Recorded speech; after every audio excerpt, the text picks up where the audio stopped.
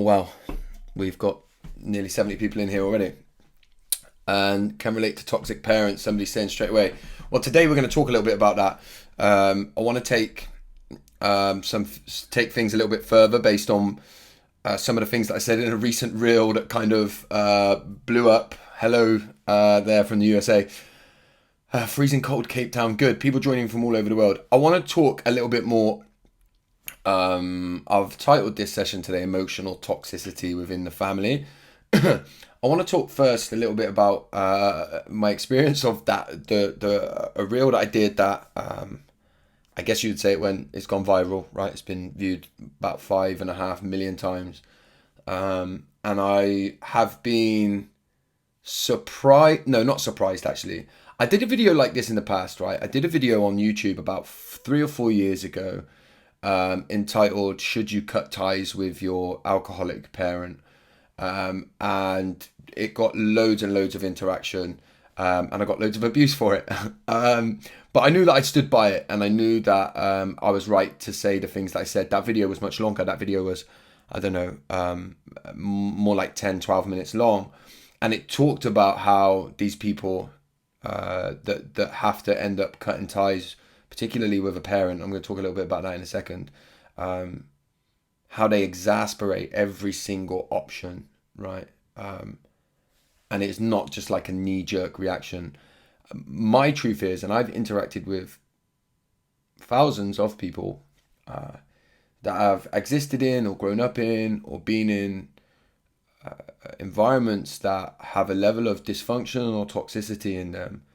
And I've met loads and loads of people. I'm going to answer that in a second. And I've met loads and loads of people that have cut ties with their parents and become estranged. I've never met one that's done it knee-jerk. Everyone that I've met has done it, exasperated everything. Shouldn't you feel sorry for an alcoholic parent? Sometimes kids suffer from guilty or shame to not be able to make their life better. I think you can. I think you can feel sorry for an alcoholic parent. But this is what I want to get into a little bit today, actually, is the nuance of it, right? Because some alcoholic parents are just incredible, lovely, amazing people that unfortunately have fallen foul to addiction. And in many cases, some people are left with no option even then, but to put themselves, their families and their well-being first, right? And I'm going to say this because I think it to be true. Some people that are alcoholics are like, you take the alcohol away and you're just left with them, and they're still not very nice people. And they make life really, really difficult to be around. And you see here, somebody said, I was bullied by my alcoholic step-grandmum. And somebody saying it's never a knee-jerk reaction. I want to talk quickly first about the response to the video, right? Now, obviously, I received loads of abuse for it, but nowhere near as much. You're probably talking for every one piece of abuse that I got, there was probably 10 people messaging me to say how important it was for them to see the video. And that's why I did it, right? I was holding space for a certain group of people that don't get space held for them, certainly not on social media or on any public level, because it's a really difficult conversation to have. And we almost measure people, right, by how loving they are to their family, and it's seen that the course in which life will take is that your parents look after you until you're adults, and then eventually when they reach their old age, you take care of them as they begin to leave this world through acts of old age, and we judge people that are able to do that. But what happens when your parents are not nice people? Now, I want to say this very quickly. I've never cut ties with my parents, by the way. My dad died when I was 9 years old. I fully recognise that if he was still alive today and drinking in the way that he did when he was younger, then cutting ties with him would have been a serious consideration for me. I am very close with my mum, and I've never had to cut ties with my mum. But I have worked with and loved people that have had to do this. Yeah, and so I can see it. I have enough compassion and empathy for other people's situations to see it. Now, I want to start by saying I recognize first when you post something on social media. If I was to post on social media saying I like the color red, I would have people coming on saying, "Who do you think you are abusing people that like the color blue?" Right? And I might defend myself and say I didn't I didn't say anything about blue. I just said that I liked red. Well, I think blue's an amazing color, and I think you should make a video at least saying that blue's good as well. And I'd be like, well, I don't have an experience of liking blue. I like red, right? And so I can see that. So I recognize that social media is like that, and I had kind of small conversations with people throughout that post where they're not arguing, or they're not discussing what I've talked about. They're arguing about what they've heard, and often what people hear online is not the same as what somebody has said. And I don't know if you ever get round that. And so those people are not really looking for interaction, and that's why it's important to understand when we're triggered, understanding the impact that it's had on us, right? And I recognize that there were lots of people that would have seen that post who are parents whose children have cut them out of their life, and maybe they're from a group of people where it wasn't necessarily the right thing to do, and it was done in a way that the children probably, I don't know, didn't have the grounds to do it or whatever. I understand why they might be triggered in that way by that video, and may never be able to get past believing that video could have some kind of impact on their children. I get that, right? And I'm not here to try and change their mind or change their experience.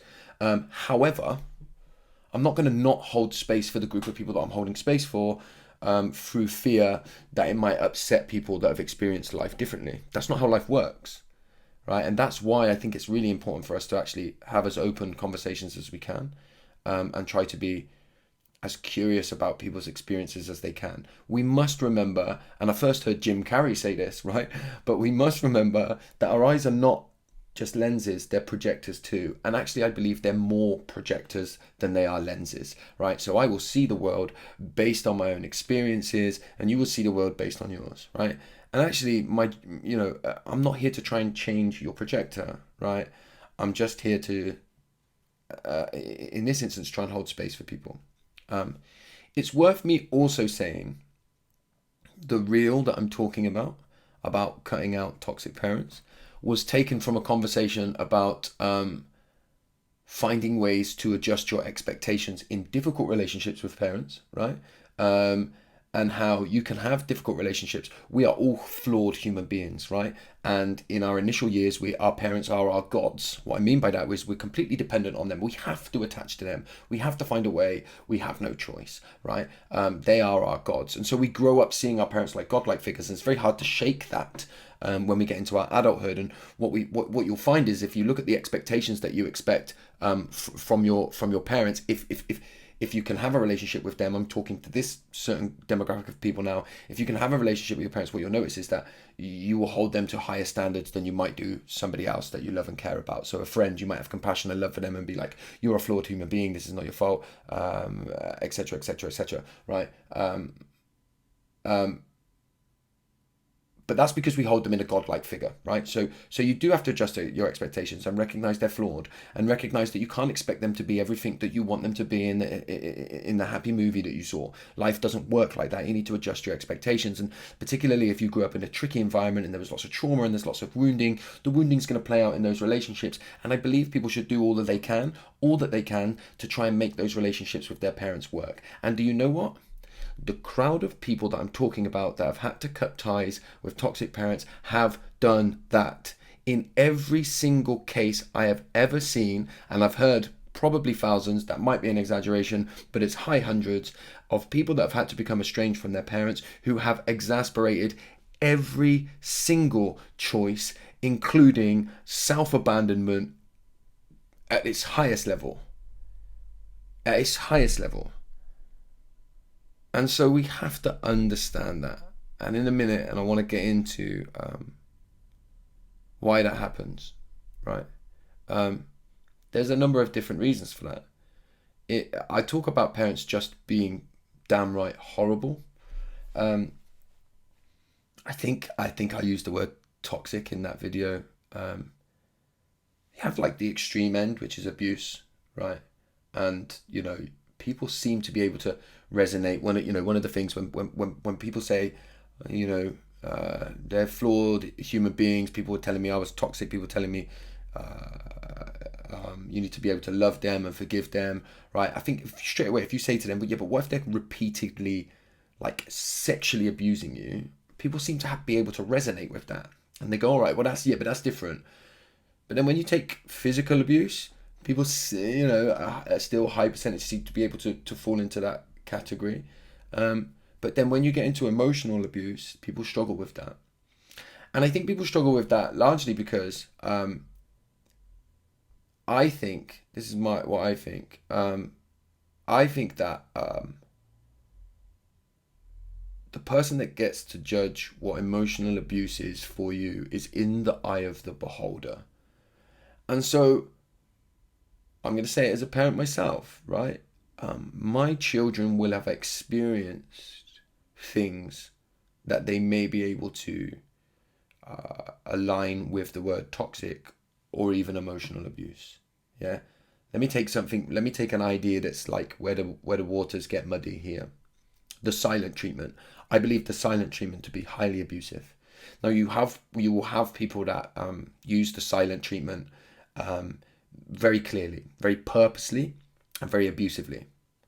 Then you will have people on that scale like myself who sometimes will go silent with the people around me that I love, my children, because I can't deal with the ways I feel and I'm worried if I'm going to say something and I don't know what to do at the moment. And so my children, right, if I'm going to say that silent treatment is abusive, which I believe, my children may experience a level of abuse when I go silent. Okay. Now, that sits for me on the same scale as somebody who very purposely withdraws any love, words, or affection by way of being abusive. That's the other end of the scale. Yeah.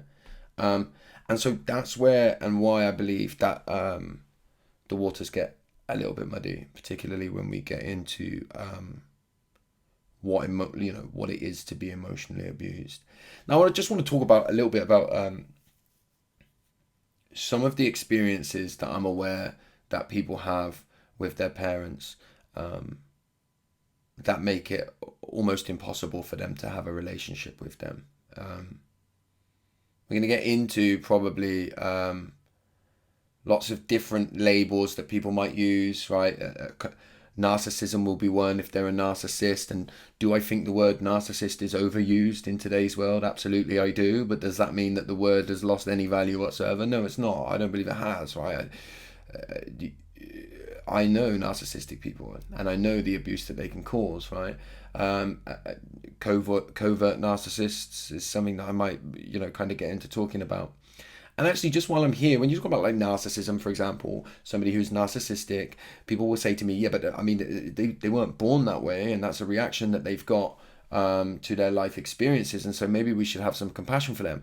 And listen, I've got compassion for them. I also think that if you know one or love one, get as far away from them as you possibly can. Now, a narcissistic person is wholly different to somebody who has narcissistic tendencies. There's a huge difference here. When I'm struggling emotionally, I can have narcissistic tendencies in that my emotions become very big and I stop thinking about those people around me, and my whole kind of thinking becomes about how do I get myself out of this, and it becomes about self-preservation. When we're in survival, we do become quite egocentric, quite what somebody might describe as narcissistic tendencies. That is wholly different to being a narcissist. And I'll sit across the table from anybody and talk about that and discuss it. And look, I'm willing to change my mind. I haven't done yet.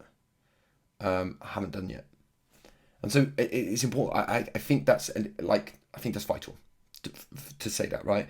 And so just touching on from what I've just said there, a lot of, I had a few comments that people would say to me, if they're narcissistic, then that's a mental illness, and so you should have love and compassion for them, and all that kind of stuff. And they're like that because they had a difficult childhood. I think they probably are. I mean, I ain't no expert, but I think they probably are. But ain't that true of everyone that does everything? And look, let me take this to the extreme end, and I want to be really careful that I don't kind of overly trigger people here in any kind of different way. But let's listen. You take a paedophile. I'm sure there's avenues you can go down where you'd find out that they'll have a backstory. But you wouldn't be like, well, I'm going to let them stay around my kids because they got a backstory and it's not their fault and it's kind of you wouldn't do that. And so I use that example because it's one where people will resonate and find it easy to understand. Why do we do this with parents? I could have a conversation with somebody. They could say to me, I've got this toxic person in my life, right? This toxic person is, right, they might say, I've just got rid of a partner. I've just got rid of it out of a relationship, right? And I go, okay, cool, yeah, I left my husband or I left my wife, right? Okay, oh, why did that happen? Well, they were like toxic, abusive. They used to tell me that I was fat all of the time. They used to comment on my weight all of the time. They used to make me feel really, really bad about trying to live my own life. They used to tell me that my siblings were better than me all of the time, right? They used to treat everybody around me with a higher regard and do it in such a covert way where it made me feel like I was crazy. They would gaslight me all of the time. They would not answer my questions when I messaged them and make me feel like I was going crazy. And I just got rid of them. And I could go, power to you. And, it's really courageous to get yourself out of a toxic relationship like that. Well done to you. And actually, as you say that, I experienced that too, right? And let's imagine I said, I experienced that too, but it's my dad. Even in that instance, the person would be like, yeah, it's different though if it's your dad. I mean, look, you only get one of them and you'll regret it if you cut them out, right? So why is it different? Do I think we should work harder at our relationships with our parents than we would perhaps with our partners? Maybe, perhaps. Do I think that just because they're our parents, we should put up with whatever abuse they give us? No. Now, I think there are some people that come from a loving place when they say things like you only get one parent, right? You'll feel guilty. Let me talk about one category of person. The person who's lost their parents. Like me, I lost my dad when I was younger, right? They may get a bit like, I lost my dad when I was a kid, right? And you think it's okay, look, your parents are still here. How dare you, right? Trust me, I miss my parent. I'd give anything to have them back, and I'd let all of the mistakes they made go. I understand that. But it's different. But I understand why they come in the way that they do. But this is why we need to be curious. This is why we need to educate one another. We need to understand one another, that our experiences are wholly different. So there's one type of person that might say it. Another type of person might be somebody that, has fallen out with their parents every now and then, and they've gone through periods where they didn't talk to them, and then, I don't know, something's happened, they nearly lost their parent in a car accident, and then, they realised that some of the things they were arguing over were silly, and so they just let go of all of them, and now they love them, deeply, and they would never ever stop seeing them for a long period of time again. I understand those people, and power to them, but their experience is not the people that I'm talking to, and I refuse to stop talking to the people that I'm talking to just because it makes everybody else out there feel uncomfortable. And this is why I like free speech. This is why I call this thing curiosity, because I think it's important. I say it again, of the thousands, maybe it's hundreds, and never at me for getting carried away with my voice. But of all of the people that I've spoken to about this, I've never met one that's become estranged because their parent forgot to pick them up one day when they said they'd pick them up. This ain't it. This is not it. This is different. This is like, these people have spent their whole lives, most of their childhood they would have spent thinking, is this me? Is there something wrong with me? What's wrong with me? Why am I good enough for my mum or my dad to love me? Why won't they love me? Why do they not see what I do? Why do they still hate me? Why do they do this to me? Their whole childhood. Only to get to adulthood and start to realise, you know what? Maybe this ain't me. Maybe this ain't me. Maybe it's you. And then if that parent is that way, then they're not likely going to hear it. Yeah. They might say things like, after everything I did for you. Yeah. And when somebody says, after everything I did for you, that points to the fact that they didn't do it for you. Unfortunately, that's my belief. If I use after everything I did for you against you, then I didn't do it for you, did I? I did it for myself, and I did it so that I carry weight in any kind of discussion I want to have. And this is what they face. They face a level of emotional abuse that happens under the carpet, so that you go to your friends and you say, yeah, but, I don't know if I can see her anymore because she's just so, or he's so nasty to me, or she's so nasty to me when I see them. And they say, how are they nasty? And they say, well, they make comments about my weight, and they make me feel uncomfortable, and then they make me feel like I'm going crazy, and they never, they're never happy. And the person's like, come on, can you give me any more than that? Because what you're giving me doesn't make sense. And it's because it doesn't happen here, it happens under here. And I don't even know how to put it in words because nobody will ever understand it. But these people have spent time thinking maybe I'm crazy. These people that have become estranged have probably, gone to the doctors for themselves and to try and figure out what's wrong with them. What's wrong with me? Why am I like this? Why can't I get my mum to love me? Is essentially what they're saying, or my dad to love me. And they can't do it. Now, I just want to hold space for a kind of another group of people within the estrangement. Now, they might be people, and perhaps this gets even more blurry. They might be people whose parents are actually nice people, but are trapped in addiction. And they get scared when they have to invite them to their wedding because they know that they're going to drink, and they don't want to ruin their special day, but they don't want them there.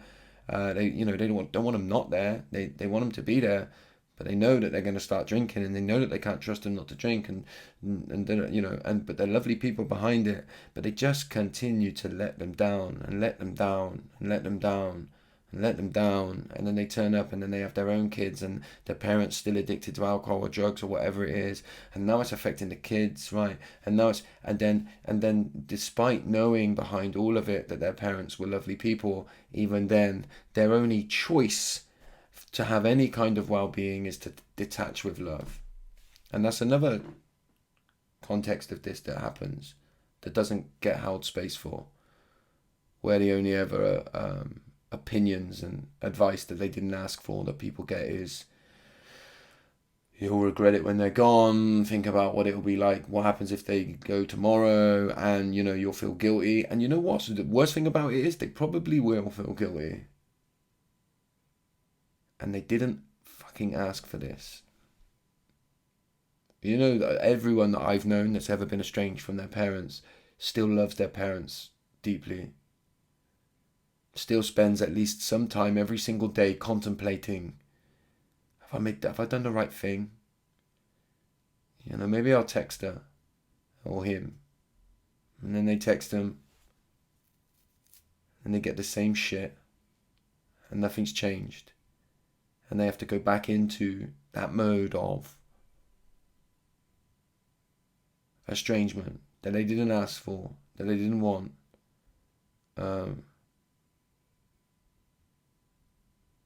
But they've exasperated every single other option.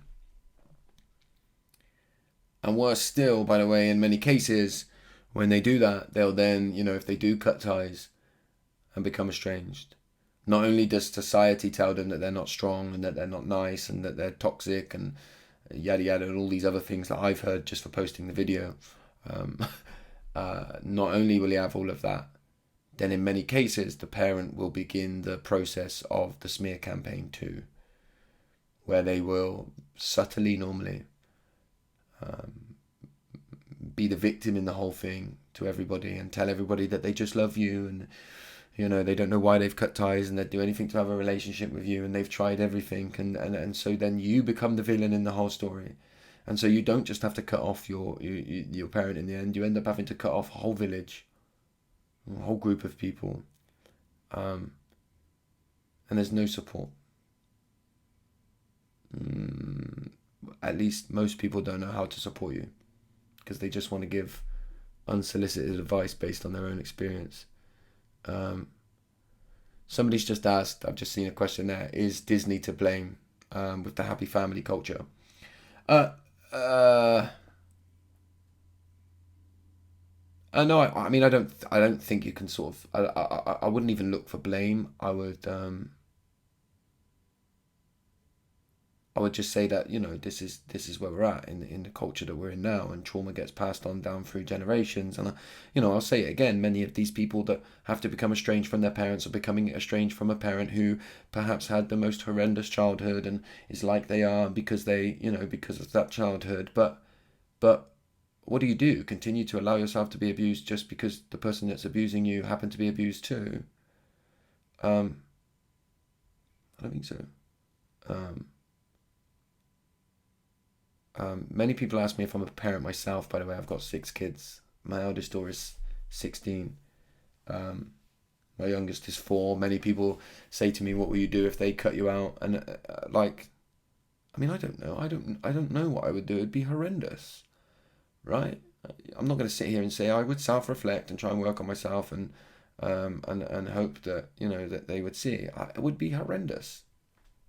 I get it. But as somebody who's been sober for over 10 years, I'm telling you now, if I start drinking again, I hope they cut me out. I hope they cut me out. I won't say that if I start drinking again, all right? Because I'll go back to being manipulative, and I'll try and keep them in my life because it'll be all about me, and I'll say I promise I'll change, and I'll probably do all of that. Yeah. So I hope if I was to ever drink again, they go find that video that's out there, yeah, or they go listen to what I'm saying now, and they cut me out. Yes, I hope they cut me out if I drink again. And I recognise I won't say that if I do drink again. Yeah, I'm not laughing, I'm smiling because of the irony in it.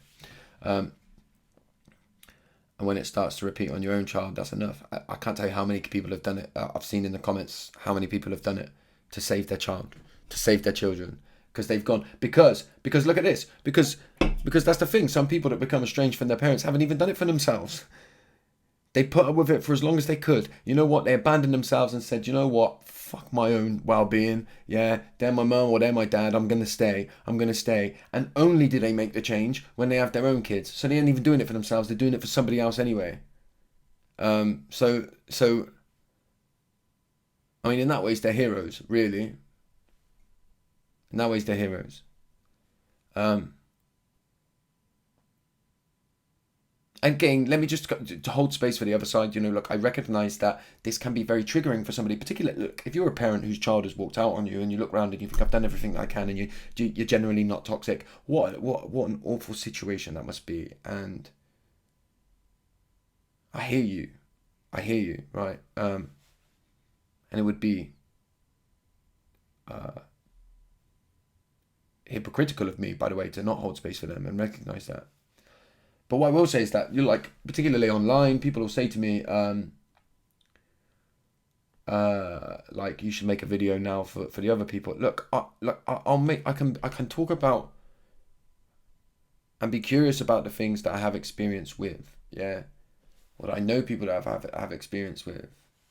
I can't, like, it would be inauthentic of me to just make videos about anything else.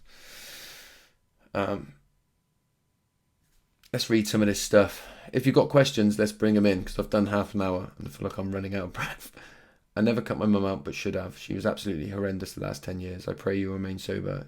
You have done so well. Thank you. Yeah, and listen, I pray that I do as well. And thank you for offering that, right, as somebody who's now lost their parent, but wishes that they cut them out. I mean, wow. I feel so alone sometimes, not having a mum around is hard. I cannot speak to her. You see, these are not people who are just like, yeah, I hate my mum, they're horrible, I'm going to cut them out. These are people that wish every day that things were different. These are people that have to go through complex grief while somebody's still alive. I wish there was a support group for people who had become estranged from their parents. Yeah, I wish that for you too. I'd imagine if you went on Facebook, you'd find them, or the internet. I'd imagine there are some. Narcissist parents, what to do. See, this is the hard thing, right? One of the things that people say to me is, one of the comments that were repeated on that video was, this is horrible advice. Stop giving people this advice. I didn't give any advice. The only advice I gave was to the people who tell people you only get one parent, you should love them no matter what. My only advice was to them. I didn't give anyone advice that has a toxic parent. And I won't give anybody advice that has a narcissistic parent, because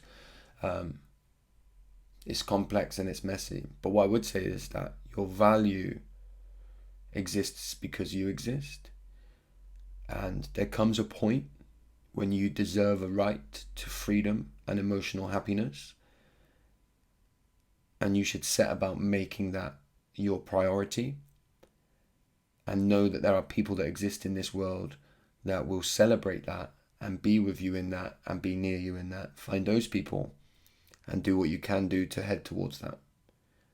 Now, you might be somebody who has a narcissistic parent and you're able to keep them at extreme arm's length, or even just arm's length or at a distance, and love them from there and still hold a relationship, and power to you. And if that's working for you, good for you, because it ain't easy. But I think you should do what works for you. I'm just going to read some of these because I think it's important. What about parents who can be horrible but still love you? Like it's an in-between. Yeah, look, then maybe it's the arm's length thing, right? Then maybe it's I adjust my expectations and I love them from afar, or I love them in the only way they might be able to love me, right? There is in-betweens. Of course, there's massive nuance here, and there's levels of entry for everybody, and everybody should do what they feels right. Yeah, but you are the beholder of what is right for you. And just because somebody else believes that you should love your parents no matter what, and I've got loads of people telling me that God's going to send me to hell because it says in the Bible you should love them no matter what. Just because, ignore that and do what works for you. And if you can love them from a distance, it's a horrible, what a difficult, horrible situation to find yourself in, where your parent, who you love very much, and and recognize loves you, but they are just nasty and horrible to you all of the time, and spiteful, and what a difficult situation. And I think we need to be better at holding space for people. My point has always only ever been, it's not to walk out on them, right? Unless that's what you need to do. My point has always been that if that's you that I've just talked about, you shouldn't have to listen to people tell you only get one mum and you should love them no matter what. My mum was a narc and I finally cut her out. My 3 siblings accept her for who she is and try to have some sort of relationship. I just can't. I finally feel free. And power to you. Even harder when you bring siblings into it. And normally within a dysfunctional family system, you're all treated very differently anyway. So you will experience your parent a different way. So then it becomes even more dirty water, because your siblings are telling you one thing and you're experiencing another. And it's messy and it's horrible and it's complex. And again, who am I? Who the hell am I to say anything? And I don't. I don't. If you look at what I say, I mainly say you should do whatever you need, and I want to hold space for you to do that. But what I will get at and tell people to do is stop pushing your own experience onto other people. That's what I say. It took me a very long time to make the cut. I'm so glad I've come across you, because for me, you've helped me cope with this. Toxic is so bad in your life, it has to go. Good for you. My father was narcissistic, and then I ended up with a narcissistic abusive relationship. See, there's another layer. Very common for that to happen. I managed to separate from him, but we have a son together, and I'm constantly trying to excuse him so we can cope. Really difficult. Why would talk about being in a relationship with a narcissistic parent? Don't get too caught up in those posts online where you see these people who are like, we've split up, but we're still best friends and we go out together with the same pram because, we're great people and we're so good and we can co-parent in such an amazing way. Power to them. And I think it's great that they exist, and we need that. We need that. But if you've managed to break free from a narcissistic relationship and there's a kid involved, the best you can hope for is parallel parenting. Yeah, that is where you parent the best you can alongside what they do. All right, and you're going to need a dustpan and brush, because you'll spend a lot of your time sweeping up somebody else's mess. All right, so power to those people that have those amazing co-parenting relationships after the breakdown of them. Power to them. I'm so glad they exist. Yeah, but you're not them, and so you have a different experience, and so what you need and what you're going to have to do is different. It's a game of tug of war. Cut ties, then beg for no contact, and the cycle begins. No admission of their bad behaviour, always the victim. So they will always seek the apology. Yeah. If you go, and what people find when they try and go back to their parents, right, and they try and rebuild the relationship again, they try and pick up the pieces and rebuild the relationship again. You know what these people normally get from their parents? I need a lot of healing from what you've done. There's going to be a lot of work for you, and then they have to do all the work to rebuild the relationship, and people get tired. People get tired. My family have virtually cut me out since I sorted myself out. More so since I stopped drinking. I'm no longer a mess, and it doesn't suit them.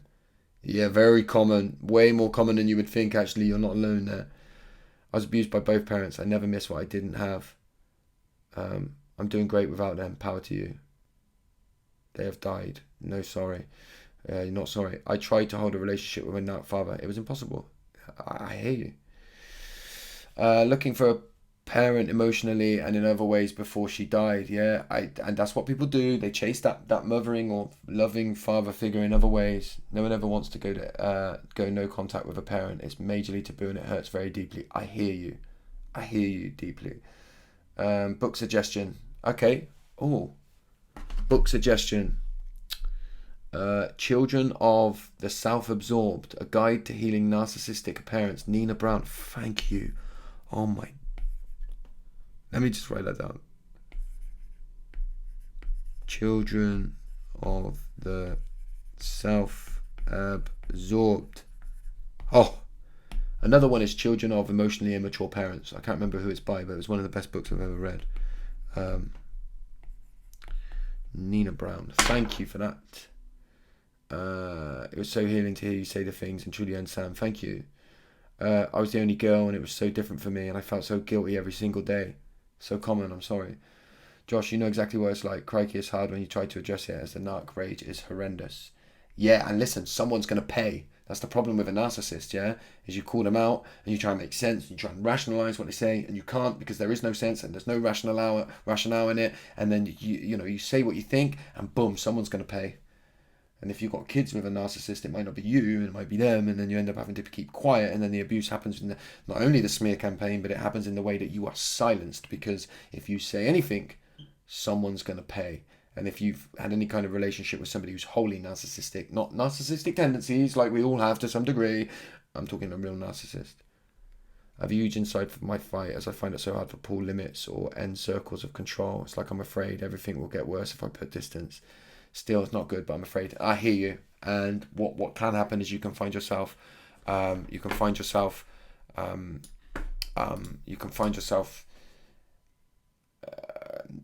wait till your kids grow up. So it's all over when you're trying to parallel parent with a narcissist like that, and it's awful.